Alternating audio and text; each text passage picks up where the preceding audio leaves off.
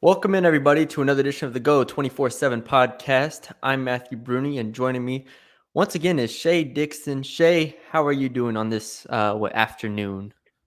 Oh, rolling up the sleeves and buckling in. We took in Coach O today, you and I. That was the final Monday press conference of the Orgeron era. So he had a bunch of questions on that, and now we're sitting down for a pod. I was about to say we just drew up the rundown, and actually a lot to get to, and we kind of weren't sure if we were just going straight coaching talk or what. So should Yeah. be a good podcast.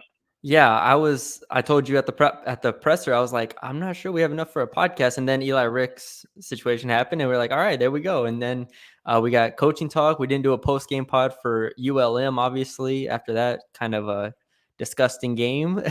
But we'll touch on all It that. was midnight And by the time we were done. exactly. So we'll touch on all that, and we'll see how it goes. But thank y'all for joining us. I really want to shout out to everybody watching on YouTube as well, because our YouTube has shot up over the past couple weeks. So I really appreciate everybody checking out that, sending it to their friends, subscribing, and dropping a like and all that stuff. Also appreciate the podcast people, but just want to give a shout out to the YouTube channel.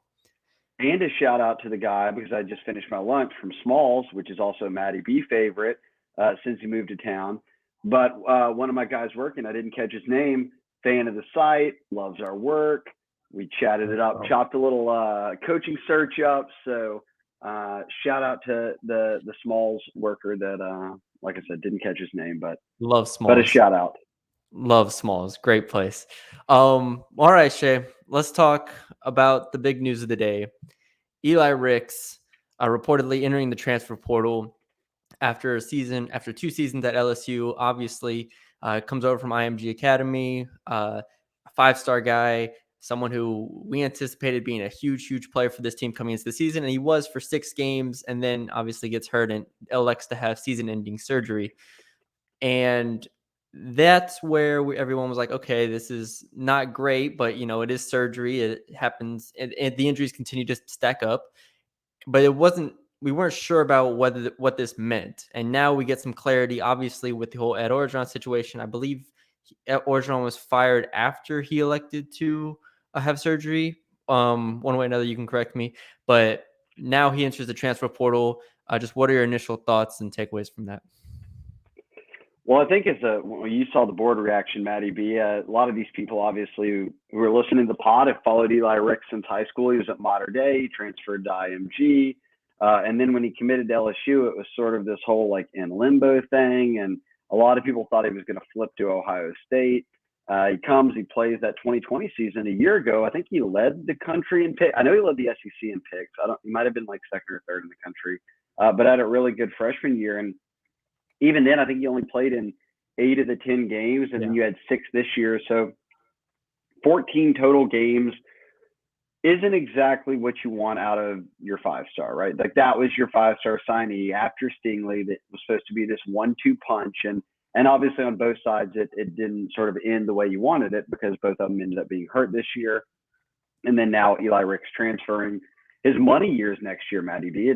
He'll be a junior. Everyone sort of thought, okay, look, even last offseason, when he had just had a really good freshman year, there were rumblings that he was about to enter the portal and go to Ohio State to the point where his parents had to come and say, like, out, and they were quoted in the public as saying, look, he's not doing anything. He's locked in. We saw him obviously come back and play his sophomore year, but I guess it's not like a big surprise considering those things, right? Like that there were always these little hurdles along the way that you had heard he might enter the portal, but we never knew for sure. And in fact, for me, it caught me by surprise that he would do it now when you're a week out from finding out who the new head coach is. And just because you plan to enter the portal, I don't even think he's officially in there yet as the time we're recording this, but even if you plan to enter it, you can always take your name out and come back. And obviously, maybe if Corey Raymond stays, that makes him feel more comfortable. I don't know how things will play out there. If you're making me guess about where could he go, I've mentioned the Buckeyes have always been in the mix for him. USC is going through a coaching change, but that was sort of one of the teams that was in the mix because it was a hometown team for him. Bama needs corners badly next year. So, I mean, there's plenty of options with really high-profile programs that I don't think Eli Ricks is going somewhere lower than LSU. I think you would want to be at another school that's contending, especially in his money years. So we'll see. I don't, this is one that's been sort of unpredictable to the point where it won't surprise me if he just came back to LSU. It won't surprise me if he transfers to another school without much more fanfare to it. So we'll track it. But the only surprising thing here to me was the timing, that he would, the kind of one of the marquee guys on the team would leave maybe 5 days before you find out who a new head coach is. So that Yeah. was curious in a way, but again, we'll see how it unfolds. Yeah, I think the hope from obviously Scott Woodward and a lot of the administration is that players kind of hold on just for a second to kind of give the coaching search a second to name the coach and then figure it out and then go from there to where players can at least react. And we saw Orgeron say that Mickey Joseph, who's the wide receivers coach, associate head coach, recruiting coordinator, he said he took all freshmen, which they've got a really talented freshman class, for a meal this past week, or I don't know if he said when, but he said recently, and that it was that message, right, Matty B, that it was reassure him, hey, y'all just have patience, don't do anything right now, finish out the season, stick together. Y'all are the young core of this team, and then see what the new coaching staff looks like. So you like hearing that if you're an LSU fan, because obviously as many woes as you've had with the roster and total numbers, this freshman class they put together during a pandemic where they weren't even able to go out and eval these guys. Like, they had met some of these signees for the first time when they moved in this summer. That was the first time they'd ever seen them face to face. So a really nice freshman class. We're seeing the fruits of that this season. You want that to be in place for the next head coach. So it's good that they've sort of got that message drilled home to them. Yeah, and from Orgeron's perspective, it helps that he's not. I mean, if we take him by his word that he's not looking to coach somewhere else next year, Right. that does help to where he's like, all right, I'm from Louisiana. This has been my dream job. I do think he's enjoyed every day of it, good or bad, and he's not going to coach somewhere next year. So now he's just like, all right, let's just keep doing what we're doing. That he's been known as a recruiter his entire career. Just keep recruiting, just keep doing what he's been doing. And it's not only recruiting for the next class, but it's also recruiting these freshmen to stay, these sophomores to stay as well. Because like you said, the freshman class is great, but the hell, the sophomore class is really good too. That's been really Mm-hmm. impactful. So, he's done his job, but at the end of the day, these kids are going to look for what's best for them. And I think a lot of them will give the new coach a chance, maybe, or they'll at least see who it is and be like, okay, this is interesting. Who do they keep from the current staff? Who leaves? But I mean, we could talk about it. I don't think it's going to be a massive change because a lot of kids, at least from what I've seen from coaching turnover, give the new coach a chance. Like we say with Kim Mulkey, right? Obviously, that's a different kind of situation, but a lot of those players stayed, right? Kim Mulkey only added one player from Baylor. A lot of players will give the new coach staff a chance and then use that one-time transfer after the first year. So that's what I'm kind of thinking, but I do think we'll see a few more transfers in the coming weeks. And we saw it with Jay Johnson, right? And Yep. and maybe this will be a good point to drop home what my point was going to be about the transfer portal. And it's always a worry, right? It's a concern. If you're losing a 5-star into the portal, then yes, it's a concern. It's a hurdle for you. I'm with you though that it's not. I don't think it's going to be some widespread thing, because I think that a lot of these guys are going to wait around. And as I mentioned, Jay Johnson, LSU's baseball coach that Woodward hired from Arizona, the current players on the roster, which were a lot of, I mean, they've got a couple of the most talented freshmen in the country from last year's team that were coming back. They've got recruits coming in, all of that. All those guys pretty much stayed put and said, we're going to give them a chance. And now they, not only have seemingly grown to love them, but he brought with him a bunch of really, some talented transfers, whether that was him, whether that was, different staff hires he made who were able to bring in the transfer to from where they were. And I think that's one thing that you'll have to remember here. If you're worrying about Eli Ricks, you're worrying about the transfer portal giveth and taketh. And it's the yin and yang of it that is, if you're really good at it and if you're really good at working the portal, is what kind of makes it a wash or makes you still come out on top. And what I mean by that, maybe more so than ever, right, is that now the NCAA has got it in place where you can take transfers and they're not counting against that 25. The transfers, if Miles Brennan stays in the portal, or Coy Moore, or Eli Ricks, guys like this, for every guy you have leave, you can now replace him, and it doesn't count against your 25 initial counters, your scholarship signees, which are obviously largely high school signees. Yeah. Now you can focus on high school as much as you want, some JUCO, whatever it might be. but then you can count up to 7 guys. For every one guy that leaves, up to 7, you can replace them. I'm not saying you're going to go get another Eli Ricks, but you might get a guy or two that can at least give you depth there. You might get a starter at another position that you feel brings real value and maybe beyond just one more year. Like Ricks has one more year. Maybe you get someone who's got a couple of more years in them. So I think that will be something to really monitor once not just the new head coach is named, but also when these assistants are all named, because certainly with LSU's roster numbers being low, with them really having needs at a lot of positions that you can put in, as you noted, the freshman and sophomore classes are very good. So you put those guys all in place, then you start saying, okay, what has my new signing class done for me? Then where do I need to fill in the holes? And you can start filling them in. Like I said, up to 7 guys. That's a lot of guys you could go after in the transfer portal. And if you've got a coach who's coming, not only is he just going to explore the whole portal, but he's going to have guys on his team, I guarantee it, that will say, at least think about it. Do I want to use my one-time transfer now because my coach is leaving, B, he's going to LSU. And there's only so many schools out there that players are at where they would say, I don't need to go to LSU. I'm already at Bama, Georgia, whomever it is. Not everyone's fitting into that group. So it'll be an intriguing storyline for me. That's like the next wave of storylines after the head coaching stuff. That's pretty much going to be all December, right? Because I mean, you have early signing day, which we have to see this new staff keep the class together, which we assume that Orgeron and company have done a good job of for the most part, but still, obviously, it's hit or miss at times. You don't know what's going to change to that point, but then it's the transfer portal and who they're going to add on. Because I think those additions will come relatively quickly, right? Those will be the ones that we see, like you said, if it's whoever from a decently big school. I don't want to throw a random name out there. You were about to do Lincoln Riley, Caleb Williams. I was not. You just man, I can't even speculate anymore. Okay. If it's a random school, like I don't know, and they bring over another guy, it'll happen really quickly. So that's going to be the interesting point, like you said, to see how that kind of evolves over the coming weeks.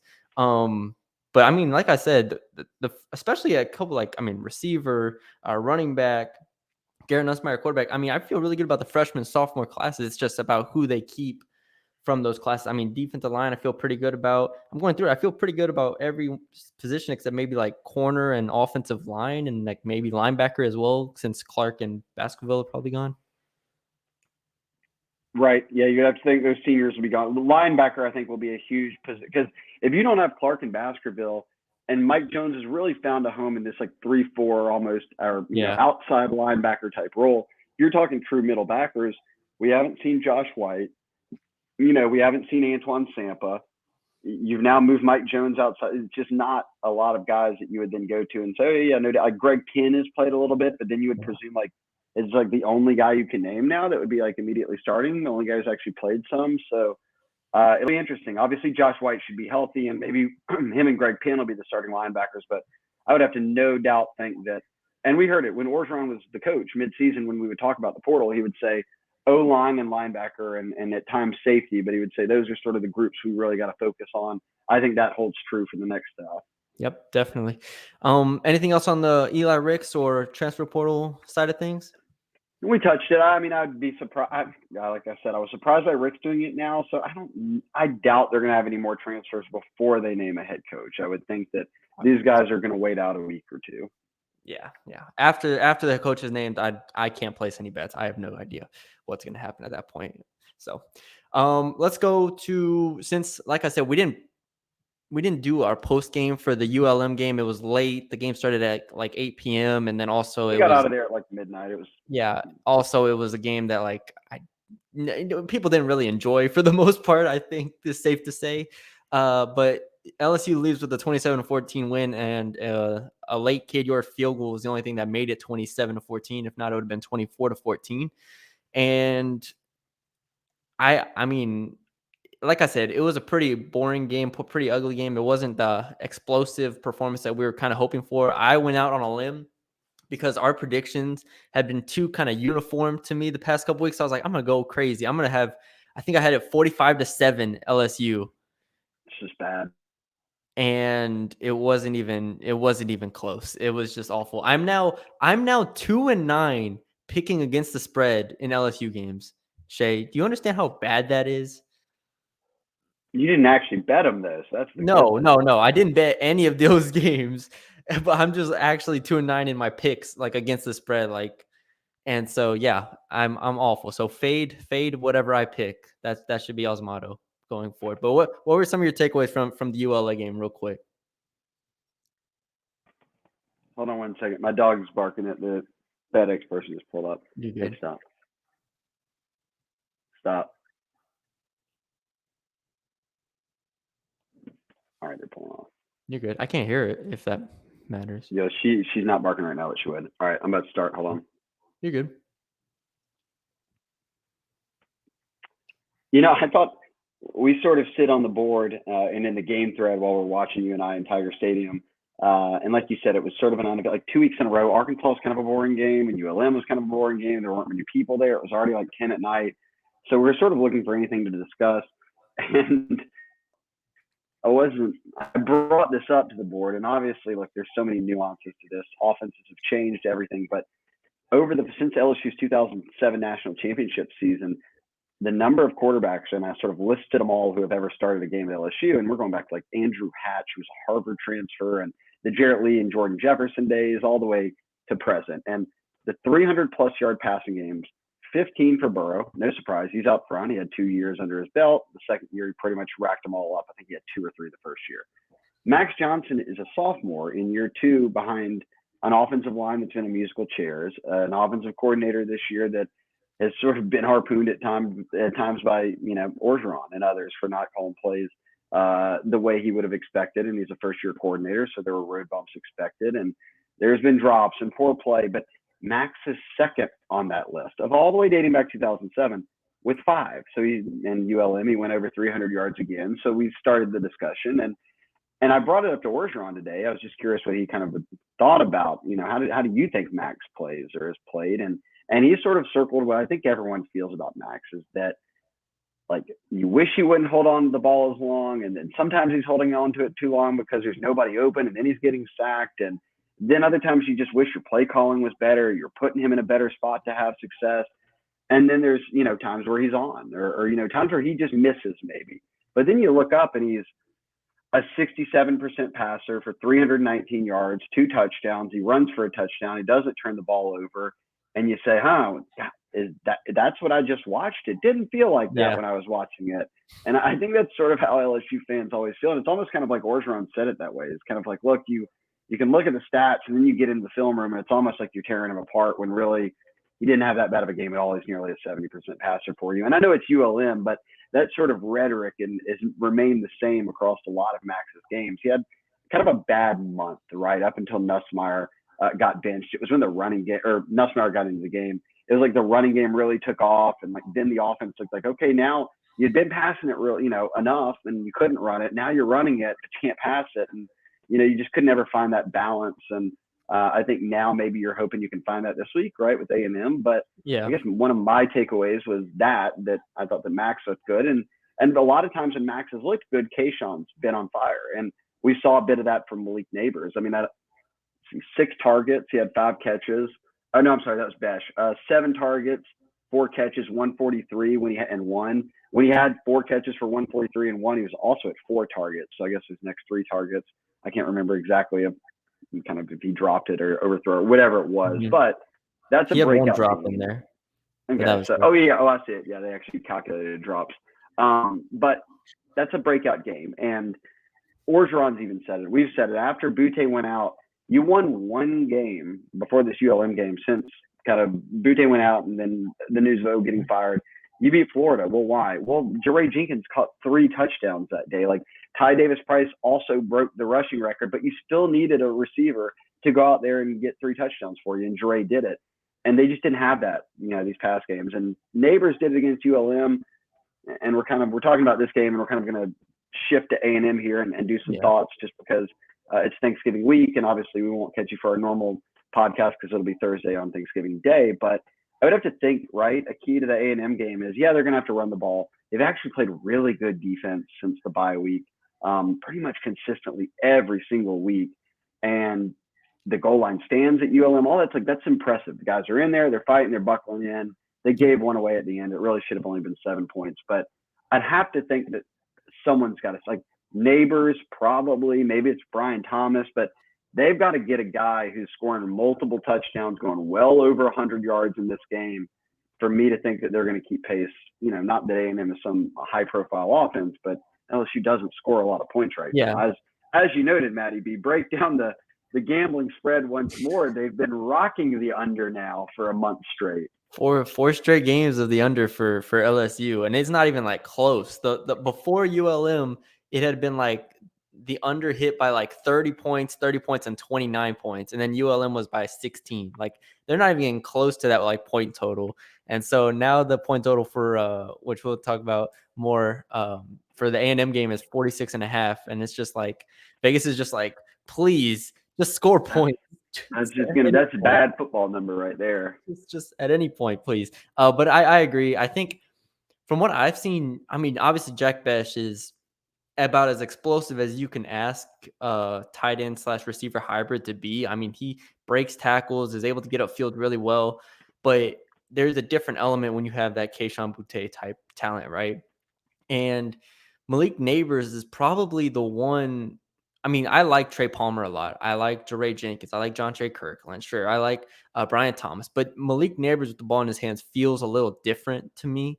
And he feels like that type of guy that can be the next Keyshawn Boutte or can be the next, Jamar Chase, Terrace Marshall, whoever you say.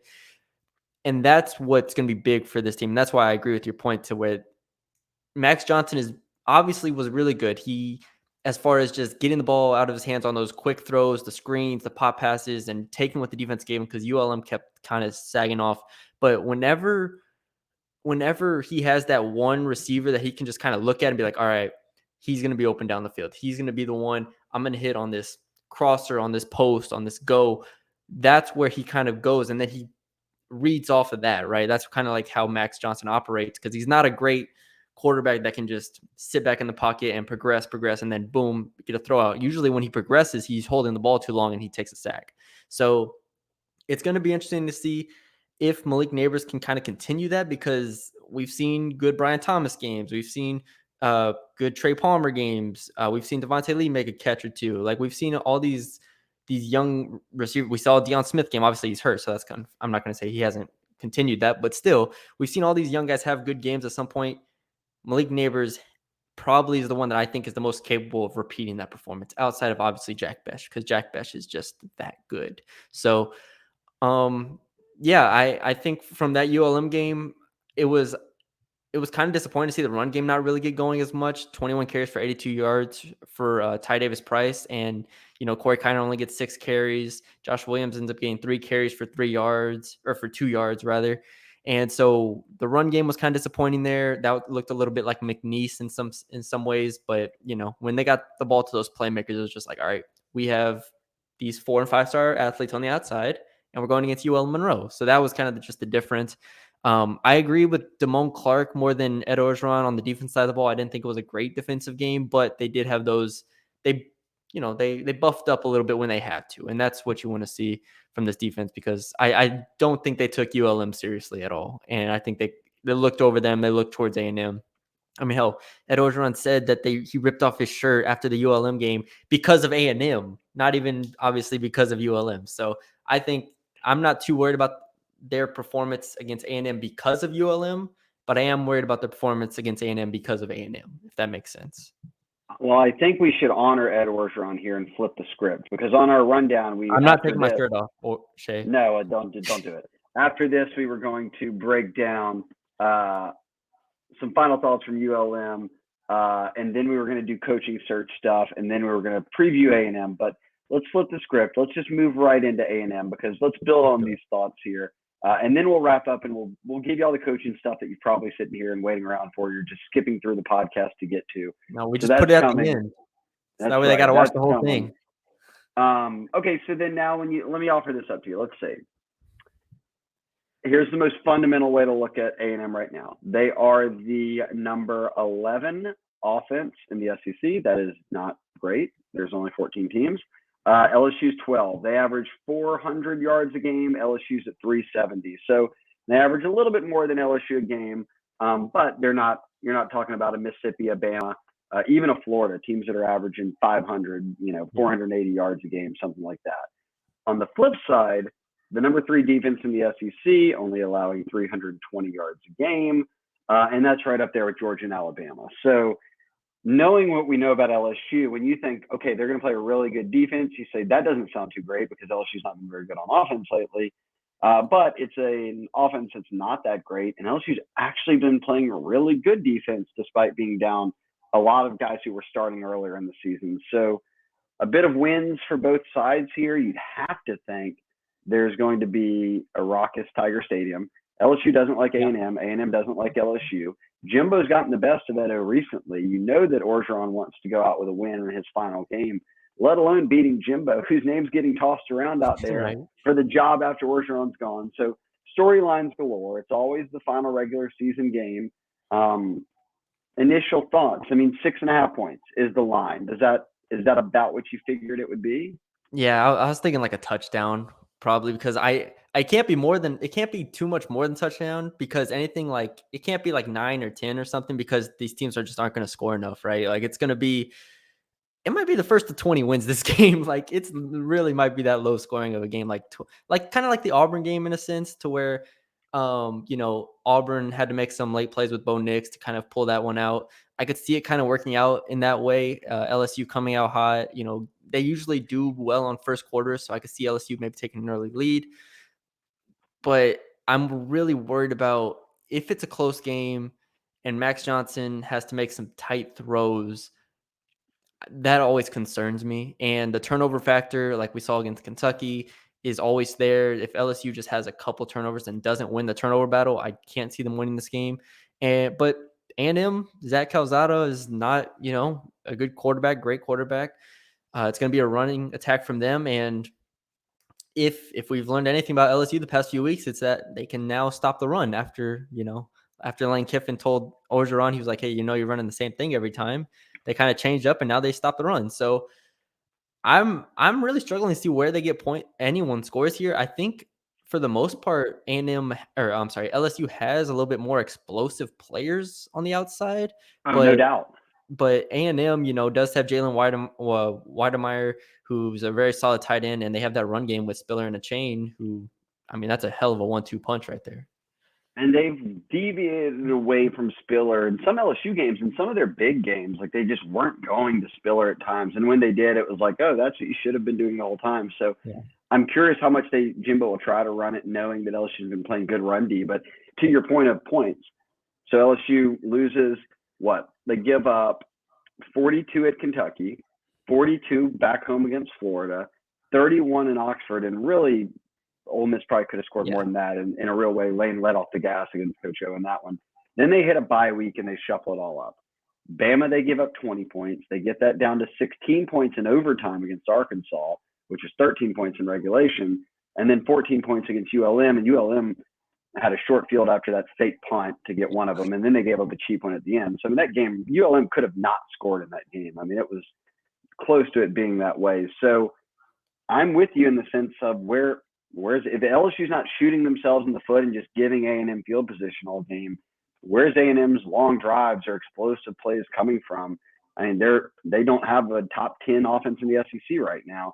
You look at like even Bama, Arkansas; those are teams that can score points on people, even if it's not the normal Bama. Even if Arkansas kind of hit a lull at the midway point of the season, they've got some good offenses. They've got some good coordinators like O'Brien is known to be a good offensive coach. Certainly Bryles is. Like they were getting stymied by the LSU defense. And then Rich Rod is a good offensive coordinator. He obviously doesn't have a lot of tools at his shed. He's got a son at quarterback, but he was sort of running for his life at times. And they were still able to come up with a couple, but not much. So point being, I don't know where A&M's getting all their points from. I think this could be like the A&M.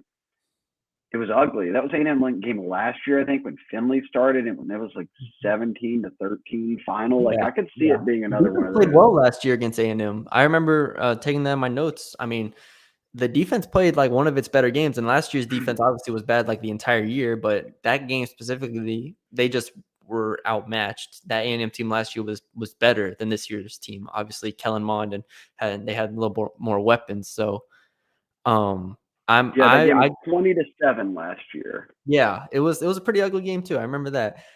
So yeah, I'm kind of baiting myself into like taking the under now, but I've been wrong so much And on this team that and here you go. Both teams in the game last year finished with 267 yards.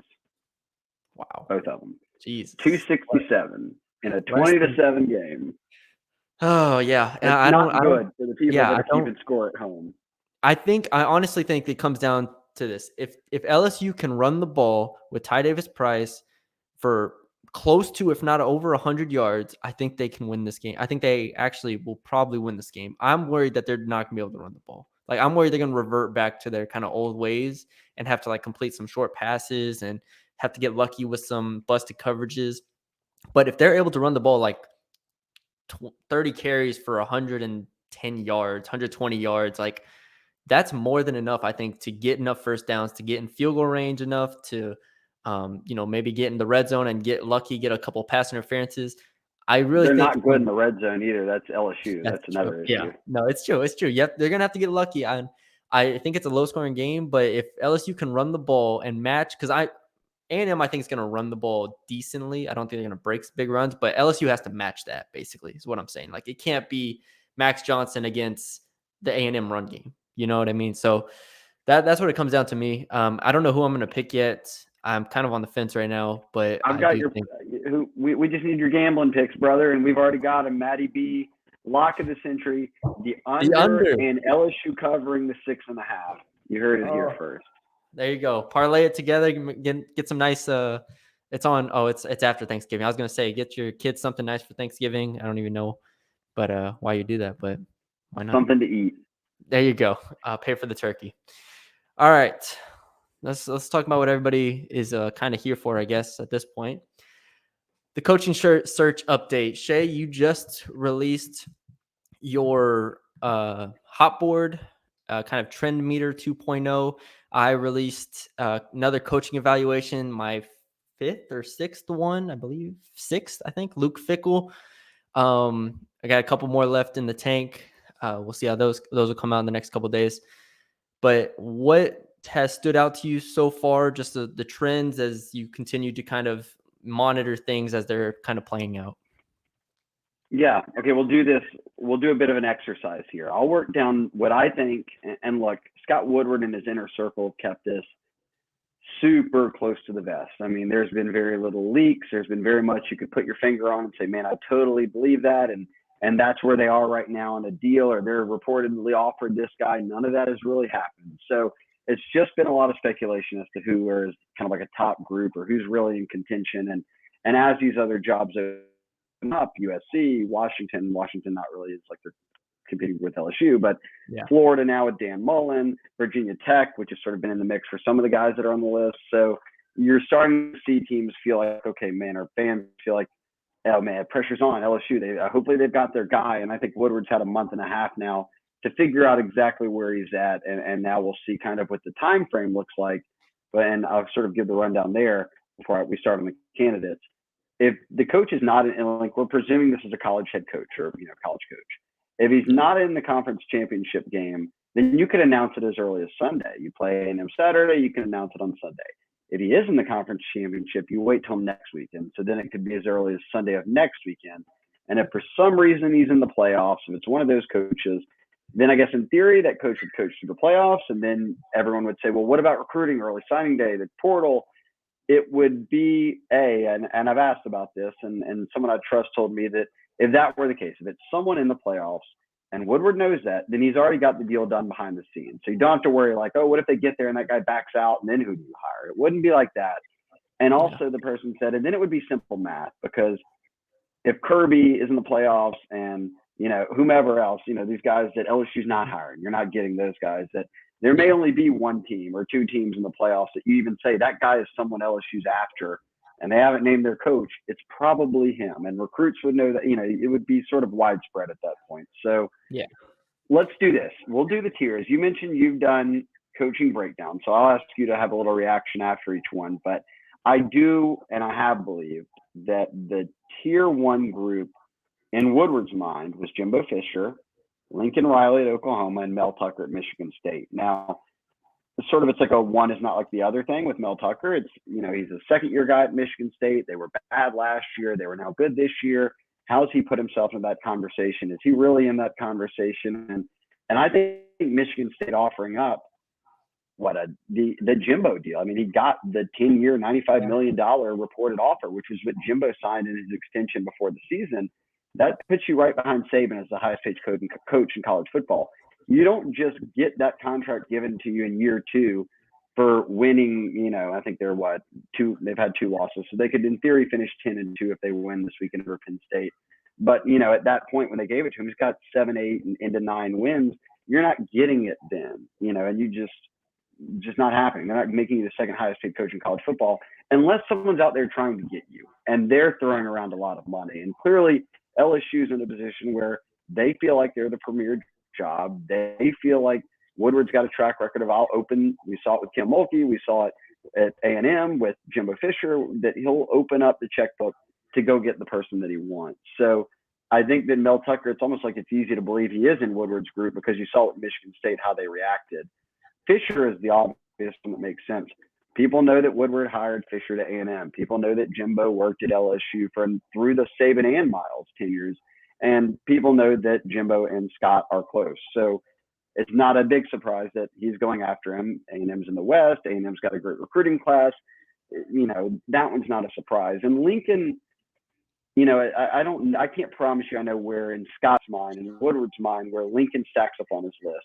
But Lincoln's one of the best offensive minds in college football. He's the head coach. He's 38 years old. He's been a head coach at a really good playoff contender and kept them as a playoff contender for, more than just a couple of years. He's got a very, near 80% win percentage. So I totally understand why he would be on that list. Here's what I'll ask you. Those are what I think is the top 3. And do I think Woodward, we haven't heard Tucker signed a contract. We've heard Jimbo deny. It doesn't mean anything on a podium, even if it's, I believe Mike Tomlin. I don't know if I believe anybody else, as you said. And with Riley, it was sort of just like, hey guys, I love OU. I'm not doing anything. I'm here. Nothing's changed. And it's sort of like, okay, no one's real. I'll believe it when someone's hired that these guys are telling the truth type thing. So you've got Mel Tucker done, you haven't run it on the site. So at least you know about his background. Yeah. How would you rank, not if you're Woodward, would you rank those 3 coaches in terms of how successful they would be at LSU? Not who you think will get hired, not what Woodward thinks, but what you think. I definitely have Lincoln Riley 1, and I think it's only off the principle of what he's done at the quarterback position. I think the quarterback position, we've seen this year in college football kind of a lull with the quarterback position, right? You see across the country, there's like a lot of quarterback competitions, a lot of uncertainty at the quarterback position. There's been some injuries as well, but you took away, the 5 quarterbacks that were drafted in the first round last year and replaced them with, like, we've seen DJ Uyunglele from Clemson not really be that guy. CJ Stroud from Ohio State's been good. He hasn't been Justin Fields, but he's been really good. You just replaced it. Bryce Young's been good, not great.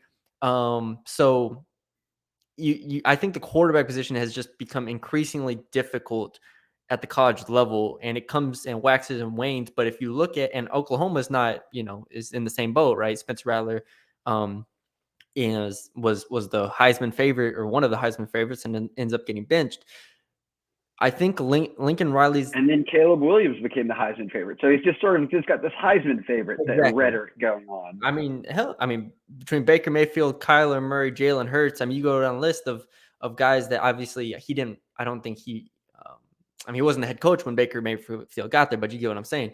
I think his ability to develop and spot talent at the quarterback position is NFL tier. I think it's one of the best. It is the best in the country, and also his ability to recruit them. And so immediately you put him in Louisiana, and he's already familiar recruiting Texas. He's already familiar recruiting everywhere. California, Florida, wherever the best quarterback is, he goes and gets them. And I think that alone gives me the trust that he can win anywhere, and especially at LSU. So you give him, and then you give him the weapons, the Jamar Chases, the Terrence Williams, or you give him any of the weapons that LSU's had over the past 5 years plus years.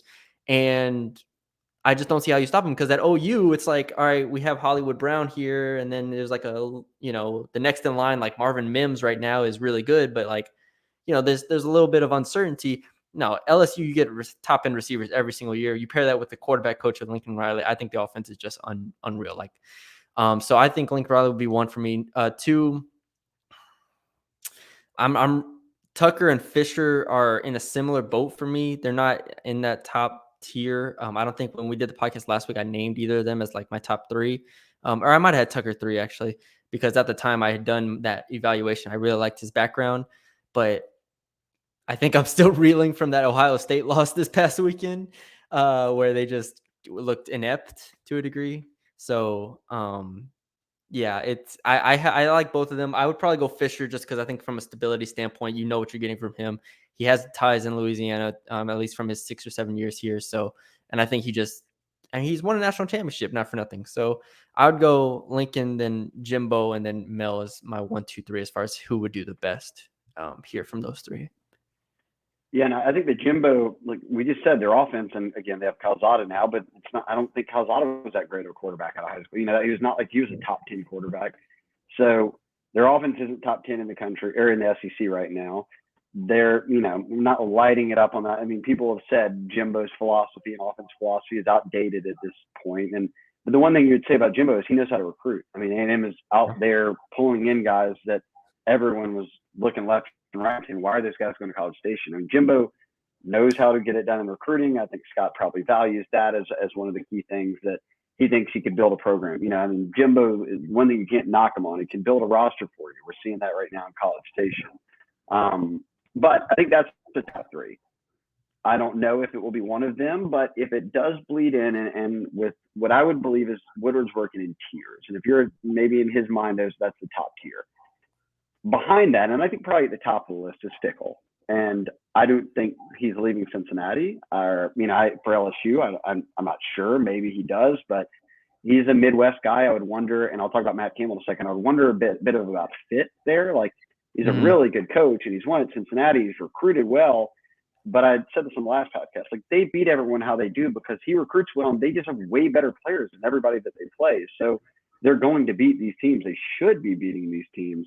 He's done a good job of doing that, and I do think he's a really good coach. But I also think he spent his light time in the Midwest, and does that translate down here, right? And that's the same for Matt Campbell. I'll talk about that in a second. But I also think Matt Campbell has kind of pushed himself up into that next group. I'm not sure how far down the list he is, but I do think that he's a guy that's gotten a look. And I've asked around, and I do think he's gotten a look.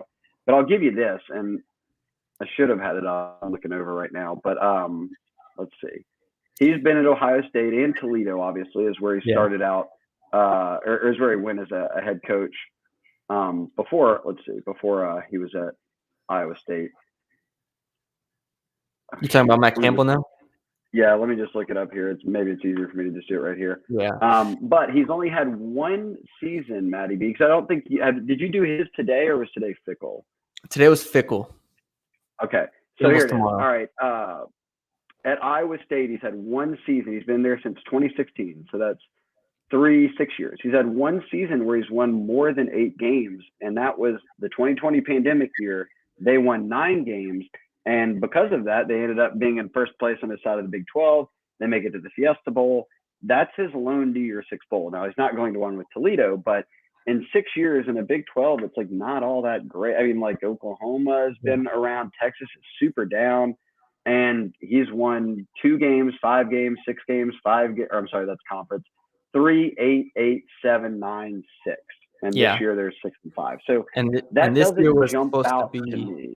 Yeah, and this year was supposed to be the year where they like kind of took the next step forward, right? I think they were number 6 in the preseason polls, like because after last year they returned everybody, and then we see him obviously have a down year here, and it's like, okay, was that a fluke year? Because there were some teams that last year had a fluke year in a bad way, but then there were teams like Indiana and Iowa State that had really, really good years out of nowhere, seemingly.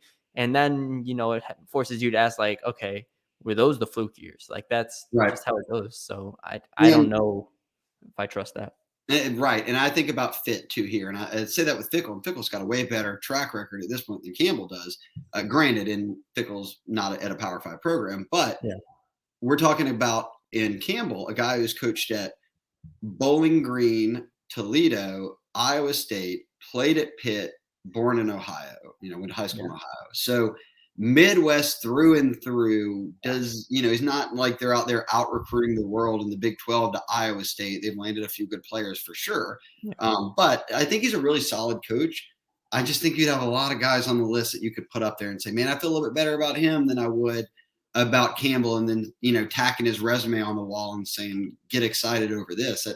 I think he's a good coach. He's had some nice wins for sure. I don't know if that's where Woodward lands. At least Fickell, obviously, like I said, he's been in Ohio basically his whole life. And if you look at his recruiting classes, he's basically only his top players are always from Ohio pretty much every year. So it's like, all right, this guy knows Ohio. He can recruit Ohio. Getting him to the SEC is a little concerning. However, at least he can go in there and pitch. Like, we've been a top 10 team the last 2 years. We've been a top 25 team the last 4 years. And that was at Cincinnati. This is LSU. So now at least he can pitch the perspective of being a winner, not only a winner, but a top tier winner. So I feel like that's the edge there over Matt Campbell. Right. And then with Fickell too, he's been a DC at Ohio State for a number of years when they were a very good college football team. Then, as you say, gets a Cincinnati job. He takes over a crap program. They go 4-8 that first year. Then he wins 11 games, 9-1 in the pandemic year when they played 10 games. And now 11-0. So, I mean, he's done nothing but win. Like, yes, he may have some better teams than them, but he does nothing but win. So I'd certainly, and I've heard this, that I trust that Fickell was ahead of guys like Campbell on the list, but that Fickell and maybe even Campbell to an extent, you'd worry about fit. And then with Fickell, you're just not even sure if you can get him. So it brings me to my other two guys that are in this. And you've already done the evals on both. And both have probably been talked about on our board more than any other candidate out there. Right alongside Lincoln Riley. Billy Napier at UL and Dave Aranda at Baylor. And I think LSU is a better job than the Florida job. I think in Florida, you're having to compete against a lot of schools. You're having to compete against Georgia, Bama, all them for recruits too, who are trying to come into Florida. A lot of teams recruit the state of Florida. And you've got LSU as your permanent opponent. You're having to play behind Georgia, who's really stabilized themselves atop the East, much like Bama has in the West. It's just, you would view that as kind of tough to win. But it's still a really great job. Billy Napier's name is being put up front, in the race for this Florida job right now. And LSU fans are saying, well, why does he have to be so far down our list? Just because he's at UL, just because that's viewed as the in-state small, group of 5 school. But much like Fickell, he's gone to UL and just had nothing but success. I mean, he turned it around, and then every year, bang, double-digit win. And they're on that same path this year. They'll play Houston in the conference championship game, or excuse me, App State in the conference championship game in 2 weekends. They actually play ULM this weekend, so you'd assume he's going to win that game. But they'll finish with 1 loss, and then we'll see how he does against App State.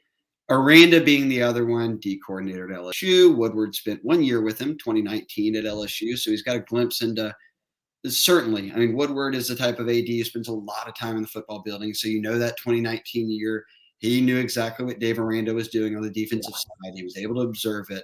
And now you see it from afar with him at Baylor and a lot of former LSU coaches. Bad year a year ago. He adjusted in the offseason. Year 2, they were rolling. They've had some big wins. He looks like he's in total control. I mean, he had backup quarterback Blake Shapen from Evangel goes in the game. He's a baseball kid who signing on with Baylor and trying to play some football as well. Comes in and wins that game at Kansas State for him when it looked like, oh man, they're down to their backup quarterback. Like, this could get testy, and they won comfortably. So here's how I'll frame this question, because this is really tough for me to do when people ask, who would you have higher, Aranda or Napier? Because I think maybe in Woodward's mind, there's a little bit of that Napier coaches at UL thing going on that can maybe put Aranda ahead of him. But Napier's been a head coach longer. Napier's been a head coach in Louisiana and knows the lay of the land. And Napier's a Saban disciple, right? And look, Aranda's a defensive genius in his own mind. He comes from a tree of, really good coaches that he's been around on the come up of Herman and all those guys. So he understands both sides of the ball really well. But when you went through both the revals, which one did you leave and say, I'd feel a little bit better about this guy? Yeah, I love them both. I really do. I really think both of them would be great hires. I think they'd be great hires either way.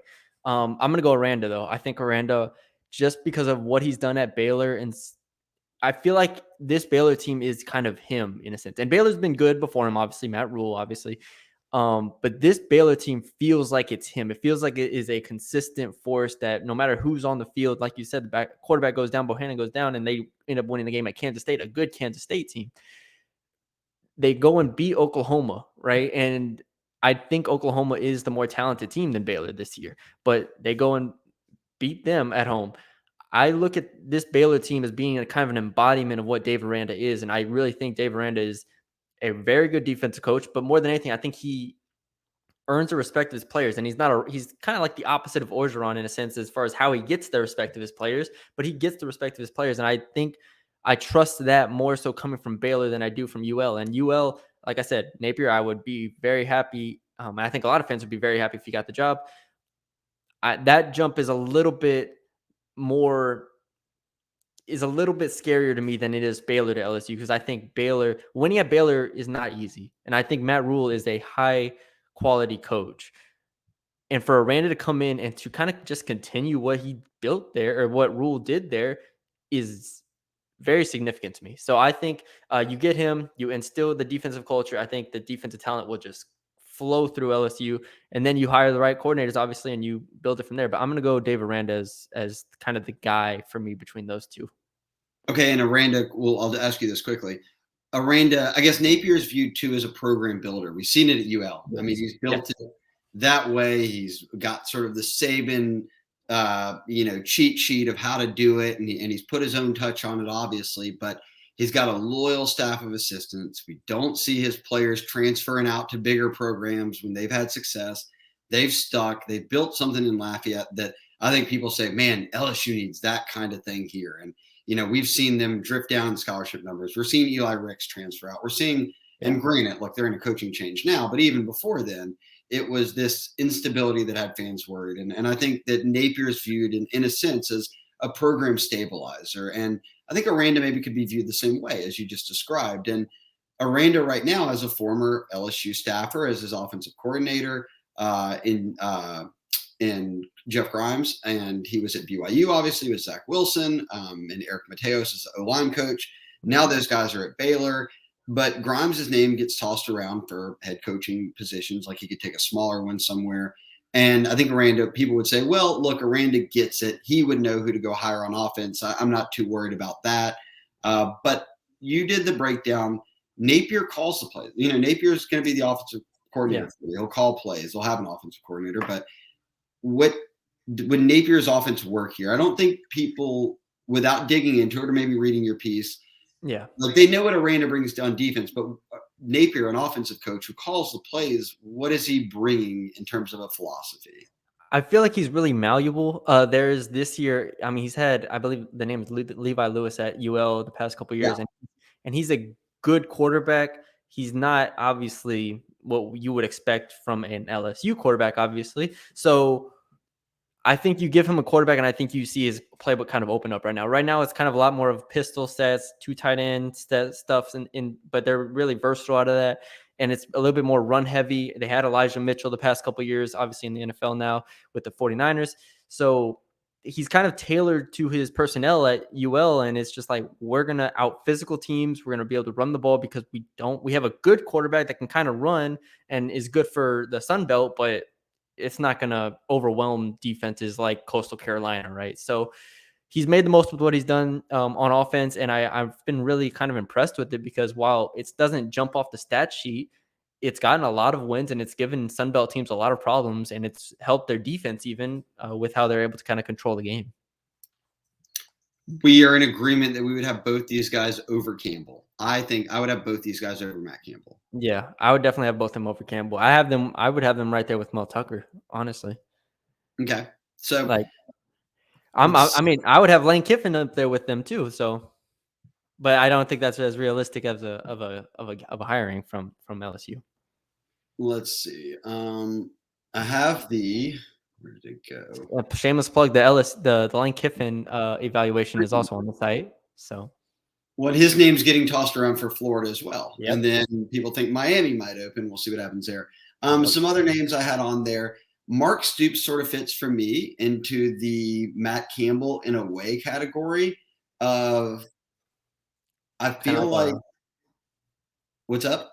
Kind of like a limited ceiling type guy that you think can just kind of come in and then I think people are just like, it's really impressive what he's been doing at Kentucky, and he's been there 9 years, and he's won more than 8 games once, and that was in 2018. They won 10 games. He's never been to a New Year's Six bowl, so even on the weaker side of the conference, when Florida's been down, and he's been there through the years of when Georgia had a coaching change, they've never risen up and grabbed a New Year's Six bowl. They've never, like I said, won more than 8 games just one time. It was 10. So I've been impressed, like what he's done at Kentucky. He's sort of like built it to where every year they're competitive enough in the East that they can finish up there and maybe in the second spot, maybe in the third spot, but certainly not bottom of the barrel. It just wouldn't move the meter for me, and I know that's been tossed around. Bill O'Brien, I could just, and I know his name's been tossed around with Mark Stoops. I think O'Brien probably goes back to the NFL, and if he doesn't, I mean, like Virginia Tech's open. That's like if he wants to be a college head coach again, I'd be a bit surprised if he was still Bama's OC. Like that sort of seems like a revolving door for Saban at times, and Bama's not like lit things up on offense this year, so that one wouldn't move the meter a ton for me. Sarkisian, if you think of like past Woodward hires, Sarkisian and Peterson got hired at Washington. I don't expect either of them to be in the mix. And then Kiffin is obviously a really great offensive mind. If you can get Levy or Bryles with him, you're even better. But I just think with everything that's been going on around LSU's program and around the university, I'm not saying that Kiffin's got like a boatload of Title IX issues at all.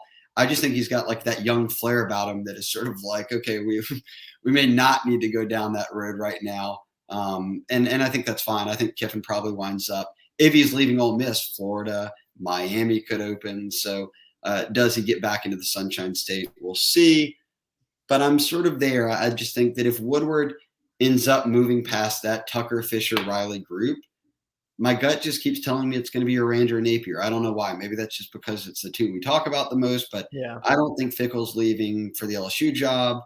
And I'd be curious to see, like, it feels like Napier, we talked about this last week, Matty B, like if you hand Napier an offer, he's going to sign it right then. Like if you handed that to Aranda, is he thinking, I'm a California native who went to college out there. Like I could take the USC job. Like, do I want to go to LSU and play in the SEC, or could I go to Washington and do something here and like get back on the, on the West Coast? So I think that like it's no guarantee Aranda would take the job. Now, if they, maybe they flash him a bunch of money and I'm wrong about that, and or however if they wanted him, they might be able to get it done, no doubt. But it seems like Napier would be the one who would take it right away. Aranda, you'd have to kind of wonder. But I just keep going back to those two. If it's not one of those guys everyone says is in that top tier, then I would land on one of those, and I'd feel good about it because I feel a lot better about them than everybody else I'm looking at on the list of current college head coaches. I don't see anyone on the staff to promote to head coach, which is, how the Dabos and Lincolns of the world got their job. I don't see anyone who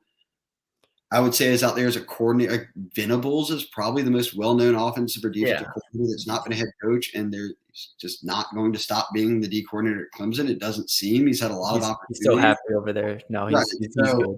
If it's not someone being promoted, if it's not a current college coordinator, if it's not an NFL head coach or whomever, then it seems most definitely that it's going to be a college current sitting coach, which means we'll see how this sort of timeline works over the next coming weeks. But it'd be surprising to me if it wasn't sort of like one of these 5 or 6 guys that everyone's been talking about all along. It would, like a Matt Campbell or Stoops or Brian, like all of that would just be a bit surprising to me. And I don't think it fits the Woodward narrative of kind of big game hunter that we've seen him sort of stick to almost across the board. Yep. I think you summed it up well. I don't have too much to add. I think Napier and Aranda make the most sense because I think if you just look at it on paper and you watch it how things have played out, I think they're just the best fits from those other guys. So I'm interested to see how that'll play out. I don't have anything else on it. Do you? I'm good. Hey, we promised them coaching stuff, and we went a full hour there, but we gave them about 30 minutes of coaching stuff. That's good. Full hour podcast for y'all. There you go. We get. You're not getting anything else this week, so unless it's breaking. In pieces, consume in pieces. I say this at the end when they're probably done with it at this point. But yeah, hopefully this got you through those, whether it's drives or flights back home for Thanksgiving holidays and the weekend, or maybe driving back to LSU or Baton Rouge from there, or Louisiana. But we thank you all for joining us. Again, if you're watching on YouTube, we really appreciate it. Leave us a subscribe, leave us a like, comment, share, subscribe, all that good stuff. If you're listening on podcast, Spotify, Apple, wherever you get your podcast, feel free to leave us a like, leave us a rating, and leave us a review, all that stuff. So we thank y'all for joining us, and we'll talk to y'all later.